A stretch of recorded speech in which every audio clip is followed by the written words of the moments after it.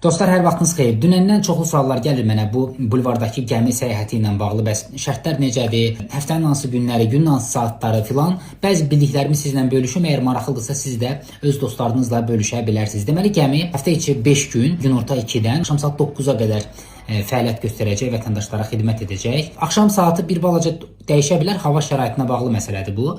9 deyil, onun yarısı 10-a qədər çəkmiş ola bilər. Gəminin dənizdə qalma müddəti bir 30 dəqiqədir, 30-40 dəqiqə arasıdır. Giriş 5 manatdır. Gəminin alt mərtəbəsi var, orta və üst mərtəbəsi var. Üst mərtəbədə VIP kabin yerləşir belə.